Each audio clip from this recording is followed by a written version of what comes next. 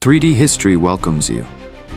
Today, we will talk about the Earth, our home, about the effects of natural disasters in history, from the first rains to the heavy rice grain, from the murmur of night waves to the warmth of morning light. Earth has held and sheltered humankind through the ages. But Earth is also a living body. When the natural balance slips, too hot, too cold, rivers change their course, the ground sighs, Earth adjusts. Sometimes it is a change of winds and seasons.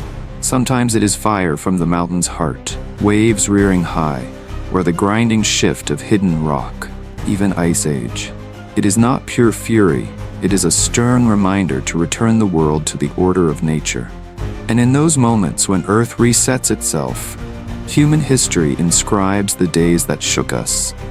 Now we will walk the timeline of Earth's adjustments, from antiquity to early modernity, where each natural disaster leaves a fingerprint on human fate, recorded by historians. First, let's go to where is believed to be the first human civilization.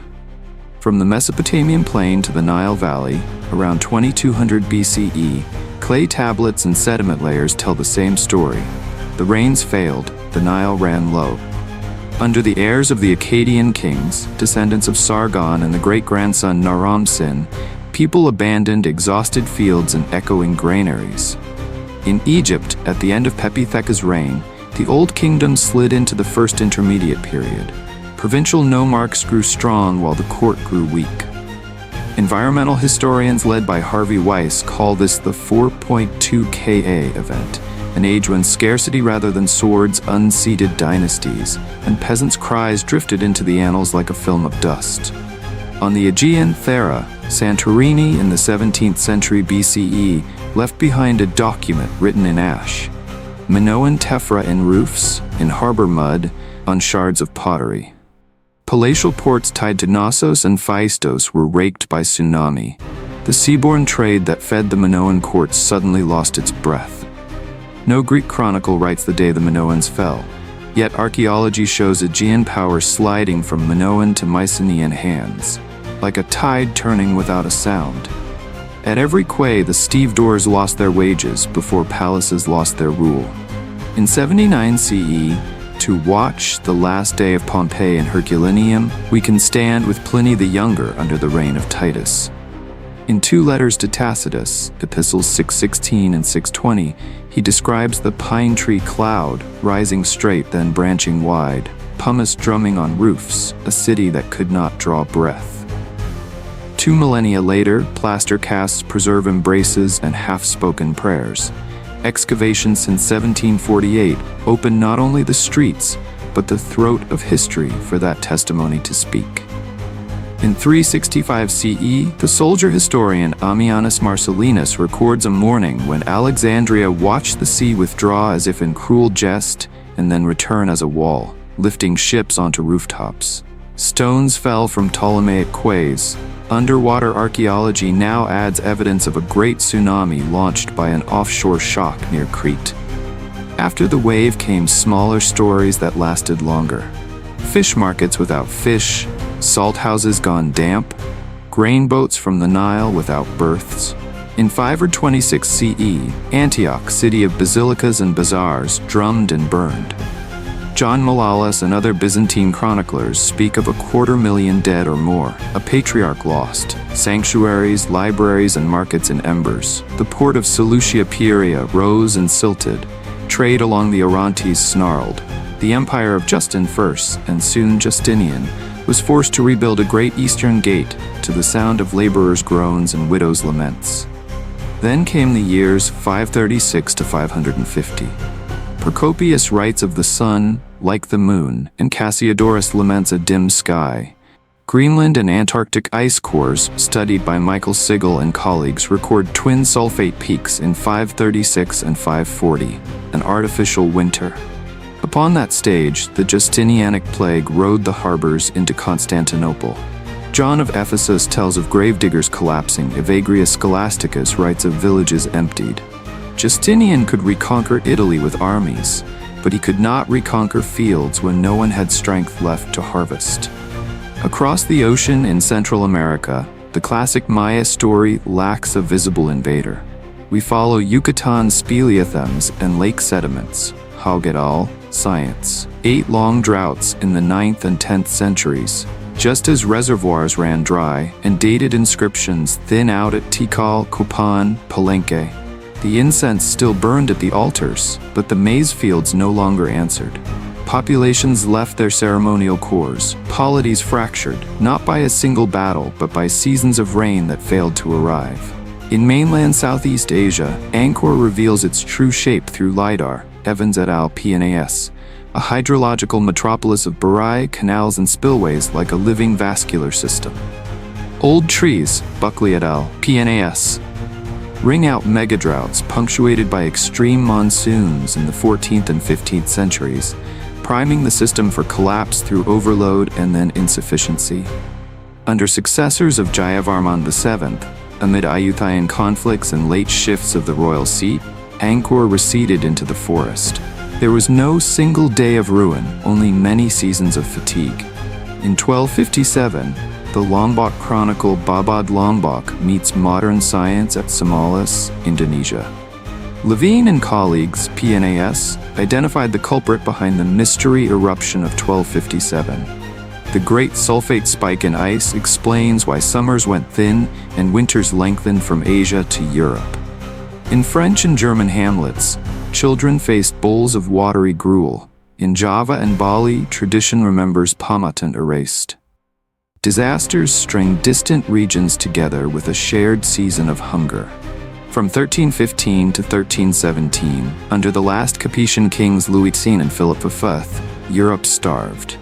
William Chester Jordan's The Great Famine records sodden fields and late frosts, grain rotting in barns, bread prices climbing, court rolls preserve petty thefts for a crust, entries as heartbreaking as any elegy.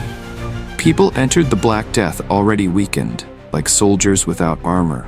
Between 1347 and 1351, the Black Death reached Messina, then Genoa and Marseille. It climbed to Paris under Philip VI, crossed to London under Edward III, and rolled through Mamluk Cairo. Boccaccio opens the Decameron with a sickened Florence. Ibn Khaldun writes that the world had been stripped and made young again. Old J. Benedicto estimates that 30 to 60% of Europe died. The victim was not only people, but the order itself. Labor grew scarce, wages rose, feudal bonds cracked, new ideas sprouted in the clearings. In 1541 in Guatemala, colonial records tell how rains tore lahars from the flanks of Volcán de Agua and swallowed Ciudad Vieja. Basilica and bazaar vanished under gray slurry. The seat of government moved. The old lesson of Etna and Vesuvius was read again in the New World. Do not sleep on a pillow of fire. In 1600, Huayna Putina erupted in the Spanish Viceroyalty of Peru and left the winter of 1601 across the northern hemisphere. De Silva and Zielinski, Nature. Chart the global reach. Vineyards failed in France and Germany. In Russia under Boris Godunov, famine in 1601-1603 killed millions during the time of troubles. A charge sheet written more in peasants' petitions than in royal decrees. On a January night in 1700, Japanese chronicles along Tohoku recorded an orphan wave, a tsunami with no felt earthquake. 2 centuries later, Kenji Satake, Nature, and Brian Atwater's USGS monograph The Orphan Tsunami of 1700 assembled the riddle. A magnitude 9 megathrust in the Cascadia subduction zone sent its greeting across the Pacific. The Tokugawa shogunate and indigenous peoples of Cascadia never knew each other, yet they shared one event. In 1703, the Genroku earthquake drove waves into Edo under Tokugawa Tsuneyoshi. In 1707, Fuji's Hoi eruption threw an ash shawl over the city. The Smithsonian GVP and Tephra studies record fields choking and rice prices leaping. Townspeople queued for charity porridge beneath temple eaves. The Calcutta earthquake of 1737, trumpeted in old almanacs as apocalypse, has been reread by Roger Bilham, BSSA. Most likely a cyclone with storm surge, with death tolls inflated by retellings. A historian's lesson. Nature can warp cities, and rumor can warp the text. On All Saints' Day, 1755, Lisbon under King Jose shook. Tsunami joined the squares to the sea. Fire joined rooftops to the sky. Voltaire wrote his bitter poem on the Lisbon disaster to ask about justice. Kant issued early earthquake essays, small steps that nudged seismology away from fatalism. The Marquis of Pombal ordered, "Bury the dead and feed the living," then rebuilt, a modern policy drawn in ash. In 1783 to 1784, Iceland's Loki Fissure became a 23 kilometers wall of fire, releasing roughly 120 million tons of SO2. Thordarson himself, JGR. Jon Steingrimsson's fire sermon tells of a sulfurous haze stock collapsing and a fifth of the population lost to famine and disease. In England and France, journals speak of shortness of breath, inflamed lungs, a poisonous fog, a disaster that crossed borders more easily than any army. Finally, in 1786 in Sichuan under the Qianlong Emperor, earthquake loosened slopes dammed the Dadu River, raising a silent lake that burst at night 10 days later. Dai and colleagues' Geomorphology compile more than 100,000 deaths from local gazetteers. Villages became riverbed. The map was redrawn by an unseen hand. There are still many other natural disasters that are not mentioned in history books, but I think those events and damages are enough to stir up human compassion for the future of the Earth and ourselves. Just like human beings, our Earth struggles every day with the irregularities that arise within it, what we might call illnesses. My recommendation, instead of making these illnesses worse through deforestation, dam building, polluting factories, and reckless resource extraction, we should help and support our home. We can do this by replanting forests, using clean energy, reducing emissions, and managing natural resources wisely. Even a small act of care from us can help Mother Earth regain her balance and suffer less. That is our shared future. Earth restores its balance. Do not heap more weight onto the scales. Live in harmony, protect together, so that tomorrow stays green. If you find this content interesting, please like, comment, and share. Thank you. Bye and see you.